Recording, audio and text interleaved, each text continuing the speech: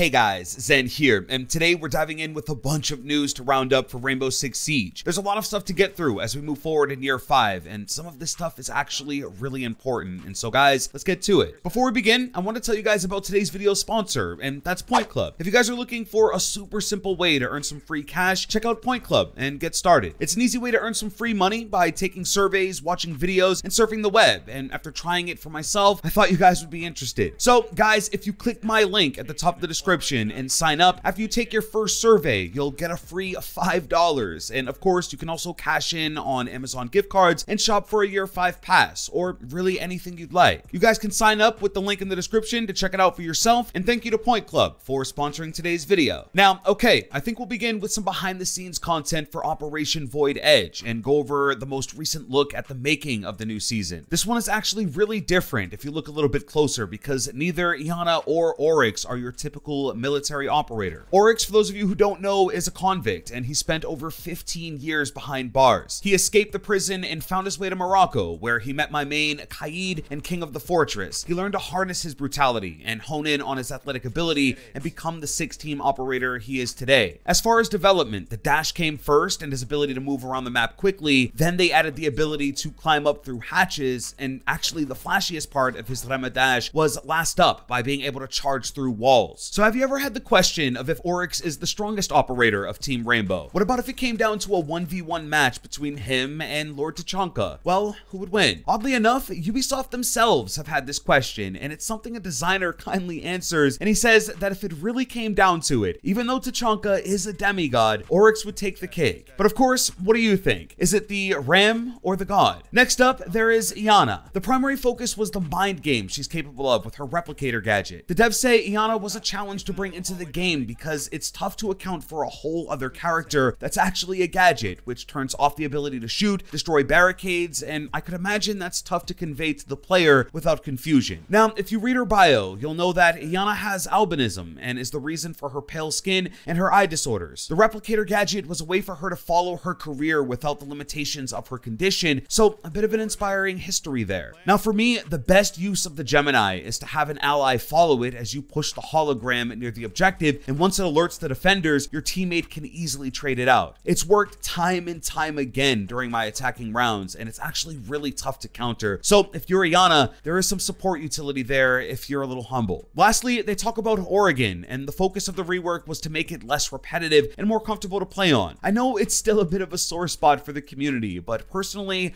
I've been enjoying it. Honestly, it's been a map I've definitely had to keep playing to get more settled in on, and I've had a bit of an edge because of private media stuff, but I think it's going to be a bit of a slow burn here, and hopefully it can return to being a fan favorite and one the community embraces. It is more complex and there's just more going on, but if you account for the 4 years of content that the original untouched Oregon was kind of chugging along with, at the very least, the rework now accounts for that. Now moving on with something that flew a little under the radar, but we get a closer look at the Around the World Battle Pass. It's fairly brief, but it'll consist of 35 tiers and 50 rewards, and also 1,200 R6 credits for the premium track. Based on some of the early looks here, it looks like they've gotten a little more creative out of the rewards compared to the last battle pass, and that's something I was asking for personally, so it's good to see it here. Now, Ubisoft did mention that it would release on March 25th during a live stream, and so it should be coming up soon here. Now guys, we're gonna move over to something a little more serious, because at this point, it's pretty obvious the world is being affected by a pandemic, and even us gamers are involved. As many of you guys know, probably because you're home from either work or school, but businesses are being closed, obviously schools are on hold, and public gatherings are just not happening at this moment in time because of the spread of a dangerous illness. As a result, it's been announced that E3, the mecca for all things gaming and new reveals, has been canceled for 2020, and the show will not be taking place. It has also been announced that Ubisoft will not be hosting their presentation during the event, naturally as it's been canceled, and so yeah, this whole thing has become main stage here. So Ubisoft came out with a statement on the decision and went on to say, the health and well-being of teams, players, and partners is our top priority. So while we're disappointed, we fully support the ESA's decision to cancel E3 2020. E3 is and will continue to be a moment where we come together as a community and share our love of games. We're exploring other options for a digital experience that will allow us to share all the exciting news we have planned, so stay tuned for more. So yeah, guys, this is a big deal, and really that's just the tip of the iceberg. This E3 was set to be a big one for Ubisoft Ubisoft, especially Rainbow Six, because without a doubt, Rainbow Six Quarantine would have made a big appearance there. Quarantine is a standalone game set in the Rainbow Six Siege universe that focuses on cooperative gameplay featuring operators from Rainbow Six Siege. Admittedly, it was supposed to be released by this time this year, but it was recently delayed due to the fact Ubisoft wanted to simply make a better game and improve the overall quality of the experience. Now, since the delay, it's been quiet. Our best look at the game is still the original trailer released at last year's E3, and so to know that this year's event has been canceled, it could be some time until we see anything new from this game. This sucks. Like, there really is no other way to put it. Rainbow Six Quarantine has been one of those elusive titles that I think a lot of people are wanting to learn more about, but the updates and even leaks just aren't there. Of course, E3 being canceled is a no-brainer at this point. I mean, with the state of this, it just isn't smart.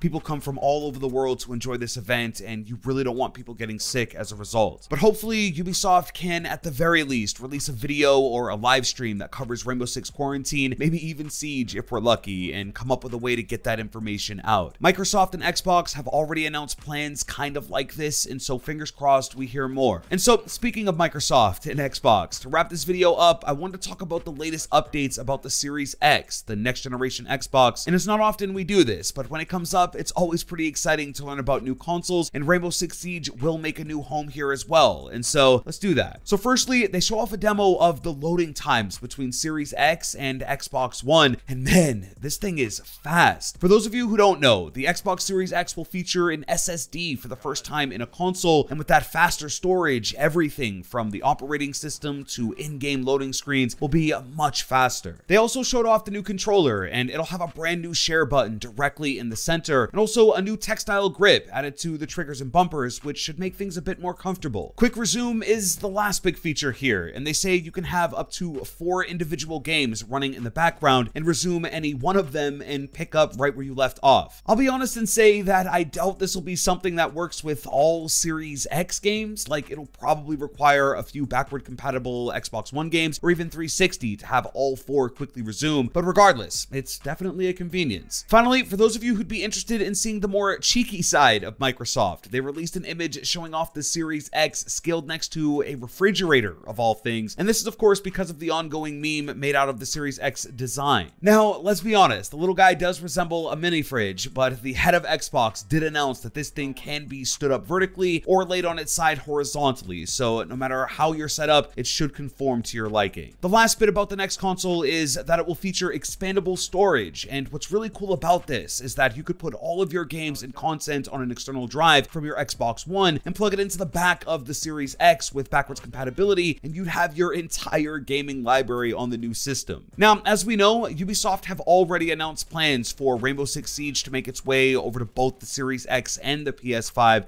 if you guys didn't know, the latest update to the graphics API and running Siege with Vulkan is partly because of the new consoles and making the upgrade easier. Siege is only midway through its 10-year plan, and so really, it'll be on the new consoles where it wraps up and reaches that massive milestone. But yeah, these upgrades are substantial, and I think even early adopters can expect a dramatic improvement to what's currently on offer, even if you're running the One X or PS4 Pro. Even as a PC enthusiast myself, the entire gaming sphere shifts, and the scope of what's possible in games gets much more expansive as new hardware is released, so now is always a good time to be involved. Now, I'll probably be saying this for some time, but my biggest hope is that console players finally get the ability to lean without aiming down sight, and hopefully in some way that could be made possible. These new systems are basically PCs at this point. I mean, the Series X is running a CPU clocked at 3.8 gigahertz, which is right up there with high-end rigs, and they even showed off the cooling for this thing, and I mean, just look at it. It's using a parallel cooling architecture, and the only other time I've ever seen this is in a pre-build called the Corsair One. Now, I know that's a little more nerdy than you may have anticipated, but I thought those unique bits about the system might interest you in the same way they fascinated me. So I suppose there is just one more topic to mention here, and that is of course that both Oryx and Iana have been fully released and are now available to everyone. Now, very early on at launch, I was leaning more into Oryx. I don't know, I may have just been a little more dialed into his ability to climb up through hatches, but in reality, I just haven't made that game-altering play with him yet that would force the recommendation. However, with Iana, I have, and I think if you're looking for which one to grab first with your renown, I've got to say Iana. Not only can the Gemini just perfectly perfectly set up a play, but her loadout is also extremely powerful, possibly one of the best. Like, she is just lethal all the way around, and I think my coin just has to go into that hat. Oryx is a special kind of roamer, and I think finding those routes around the map and using his dash are just going to take time, because this is the first of its kind on defense, and it does have a bit of a learning curve. But alright guys, that's the video and all the news worth rounding up for you guys. I know there was a lot here, but what are your thoughts? Were you looking forward to hearing a bit more about Rainbow Six Quarantine and, well, Oryx or Oriana? Let us know in a comment down below. For the last bit here, guys, I want you to stay safe and of course healthy as we all work through this together, and I think we've got this, guys, so I hope you're keeping well. If you did enjoy this video, please drop a like and subscribe with notifications if you're new. With that being said, it's been Zen.